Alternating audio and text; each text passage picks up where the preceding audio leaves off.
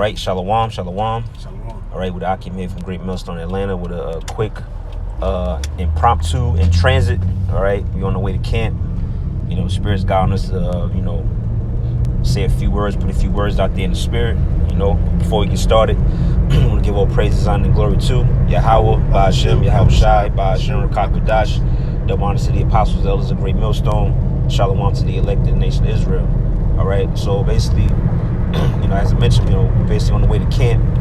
Lord willingly to prophesy, the words of Yahweh Ba'ashem, Yahweh Shai, man. All right, and if you've been living under a rock, all right, you're seeing all the turmoil and chaos that's going on, man.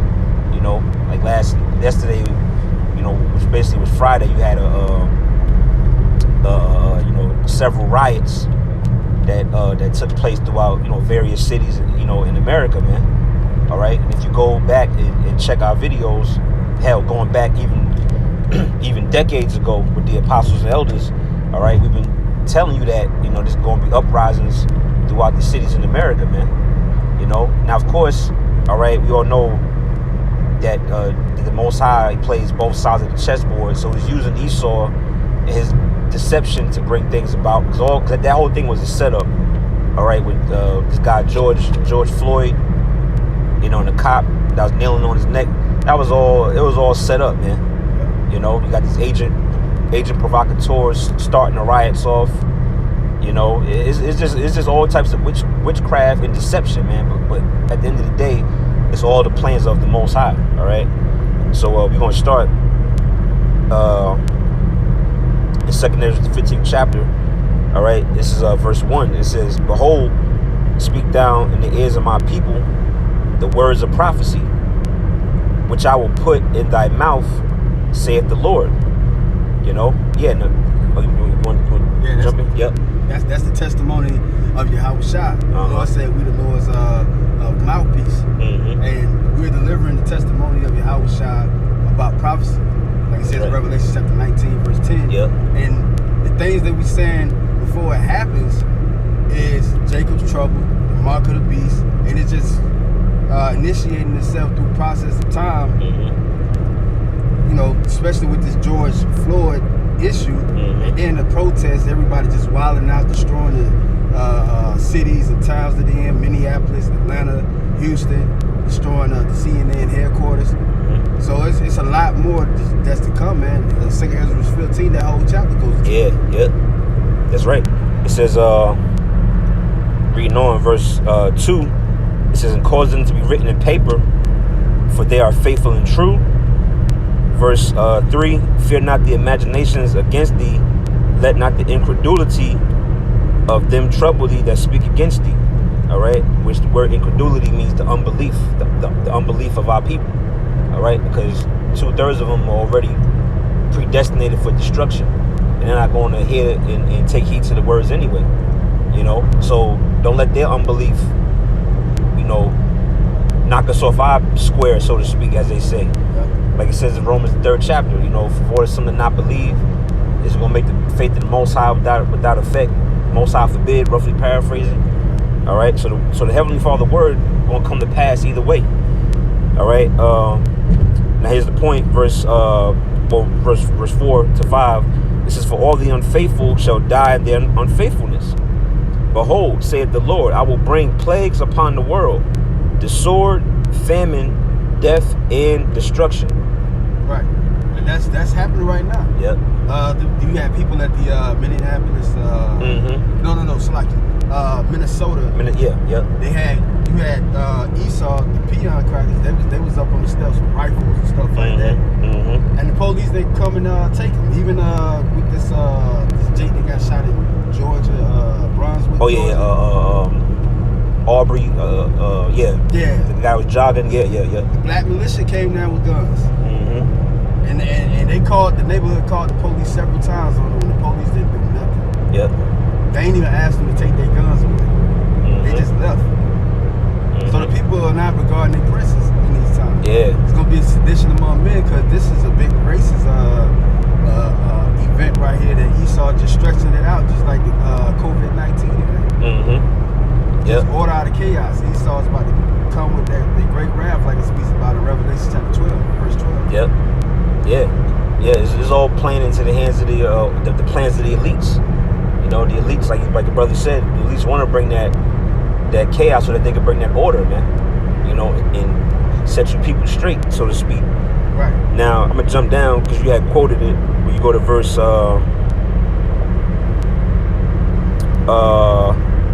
15, it says, "For the sword and their destruction draweth nigh, and one people shall stand up and fight against another, and swords in their hands."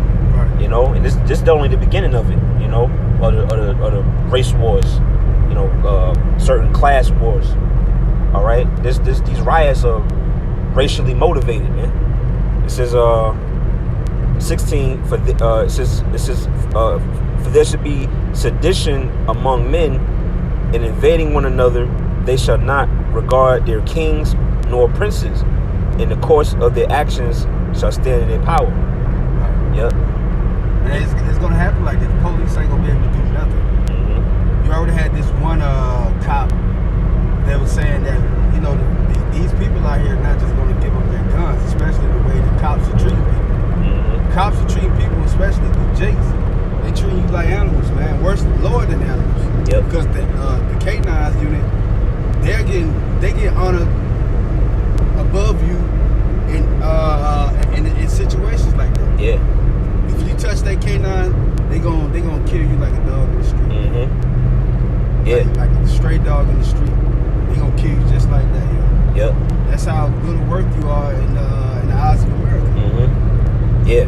These animals, these so-called white men, believes the animals, like his brother said, they have more worth and value, you know, than the so-called black Native American and so-called Hispanics, all right, which you Israelites, man. Right. All right. Now I'm gonna get another precept, or do you have something in mind you want to get, or 1 Thessalonians chapter 5, we start at the top. Okay. Yeah, I go to that. 1 Thessalonians 5 and verse 1. It says, "But of the times and the seasons, brethren, ye have no need that I write unto you." Verse 2, "For yourselves know perfectly that the day of the Lord so cometh as a thief in the night." You know, and yeah, who's our Lord? Our Lord is Yahweh Shai, who the world inwardly calls Jesus Christ, man. All right, he's coming as a thief when you people least expect it. Yeah, this cry is not in vain. That's right. This cry is telling you to come out of that darkness of the world, Mm-hmm. being conformed to this world. We ain't going to these protesting areas, looting and stuff like that. Right. Nah, we're dependent on the spiritual power that the Most High invested in us through His Son Yahweh Shai. Sooner that day come when the Lord is going to set up a standard, when these troops come in like a flood, then the Lord is going to let it be known who His chosen is. That's right. Then we gonna have something to back us to fight. You Jakes out there ain't got no backing to fight you. You keep running to the government. Mm-hmm. Government ain't giving you no goddamn aid. Right. You should have knew that back in Jim Crow days. Mm-hmm. Even before that, we came over here as slaves, yo. We're still prisoners of wars, man. We are the Jews of the Heavenly Father. Mm-hmm. But Esau ain't gonna tell you that because he don't want you to know that. That's right. You are his greatest enemy. Mm-hmm. He's in league with all the other nations. Mm-hmm. So you got no place in this game, just like you got no seat in the UN summer meetings. That's right. Which depicts your outlook in life, period. Mm-hmm. The Lord got us our life in His best interest, man. That's right. So He's saying to hold on, possess our soul until He comes back. Mm-hmm. Then we got to do that. That's right. Yeah, that's right. It says verse 3. It says for when they shall say peace and safety, then sudden destruction cometh upon them, as travail upon a woman with child, and they shall not escape. You know, yeah. It's like the brother said, you know, we live in a time of judgment, but it's going to seem as if things is you know, leveling out. They say, oh, no, you know, everything is under control, peace and safety, this, that, and the third. But that's when all our destruction is going to occur. All right, it's going to catch you people off guard, because the prophets of the Lord. All right, we watching. All right, we keeping the ear to the street, so to speak. Yeah. Like scriptures say, a wise man will be occupied in prophecy. So we constantly watching. Yahushua told us to watch ye as well as pray. Right. So it's not going to take us as a thief, you know. And we're anticipating the great destruction to come. Yeah, you just ain't got no hope out there. That's right. So you when you see the Lord showing His grace through the flesh in us, because He already doing it in the spirit, which is being manifested right now. But when it really shows, then you people gonna be willing to get down with us, but it's gonna be too late. That's right. The Lord ain't gonna save you. Yep, that's right. Yeah, it's gonna be too late for a lot of you, man. I can keep going. Verse 4. It says, "But ye, brethren, are not in darkness, that day shall overtake you as a thief." You know? Yeah, the reason why we're not in darkness is because we have the light, which is this word, this truth. All right? Verse 5, "Ye are the children of the light and the children of the day. We are not of the night nor of darkness." You know? Yeah, which is why you don't see no brothers out there rioting and looting, you know, being in the midst of you jakes out there, man. You know? We have the light, and which is the word, which the word gives us the instructions and wisdom on how to move out here, man. All right? Verse 6, "Therefore let us not sleep as do others, but let us watch and be sober." You want to get that one? Let us watch and be sober, meaning we're not drunk with the doctrine, the philosophies of Esau and the rest of the world's philosophies. We're only carrying our cups to the sinisters or to the fountains of the scriptures. That's our true water. That's our water of life that we go to. That's what we thirst after. You know, when we feeling down in the spirit, the Lord comforts us in that joy.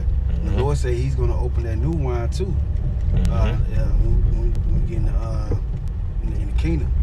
Not only with this hell that we going through, the Most High is going to comfort us, but He's comfort us through this wine too as well. With the scriptures. That's right. The scriptures is our wine.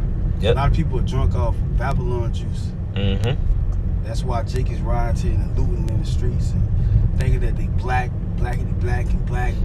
These Jake is out of their minds, man. They drunk off folly. But the Most High is telling His chosen men, His elect men, to rise up and wake out of sleep. That's right. That's right. So I think that's pretty much the point on that. Well, actually, I can keep going. We could probably finish up on this. Okay. Verse 7. It says, "For they that sleep in the night, and they that be drunken are drunken in the night. But let us," verse 8, "who are of the day, be sober, putting on the breastplate of faith and love, and for an helmet, the hope of salvation." You know, and these are the different things that we have to put on. You know, like it says in what's that, Ephesians the 6th chapter, having the sword of truth, having your feet shod with the preparation of the gospel. You know, roughly paraphrased, so forth and so on. So, you know, we basically got to, you know, be spiritually armed. You know, not physically with like you mentioned, Jake, the black militias with bulletproof vests and AR-15s and wearing ski masks and stuff. You know, we're supposed to be spiritually prepping, man. All right, spiritually getting ready for war. Because the Most High searches the hearts of men. He tried the reins of men, and the only reins He's trying is the one that He called. That's right. That's how we know how to give out that message. Like, wake up out of sleep. This is not a carnal warfare; it's spiritual. Pursuant to Ephesians chapter 6. Yep. These are the ways that we're going to be saved through the Spirit of Yahweh Shem Shah. It's not through. It's not through our own deceitful. That's right. Minds. Just like it says in Jeremiah chapter 17, verse 9, the heart is deceitful above all things. Who should know it? That's right. So that's what Jake is going after. We got tanks out here too. Yeah, military tanks out here in front of the camp. He pulling up to the camp. You know, got them Hummers out here. And that's how they're gonna be. Yep. But this time they gonna be out the back of the tanks and stuff like that, riding down the street with guns pointed at you. They already got curfews up there in Minneapolis for a period of 2 days, and then they gonna reopen it and go back to normal. I was Sunday. They just trying these New World Order ways in these events that's popping off right now. Because there's been plenty of people being murdered on social media. Exactly. Now all of a sudden everybody want to march. Exactly. That's crazy, yo. Which is all set up, man. Yeah. You know, but so we just want to do this quick impromptu, Lord willing, you viewers out there was edified. All right, we're gonna sign off, giving all praise, honor, and glory to Yahweh, Ba'ashem, Yahweh Shai, Ba'ashem, Rakakodash, double honor to the apostles, elders, a great millstone. Shalom to the elect. All right, to the next video. Shalom. Shalom.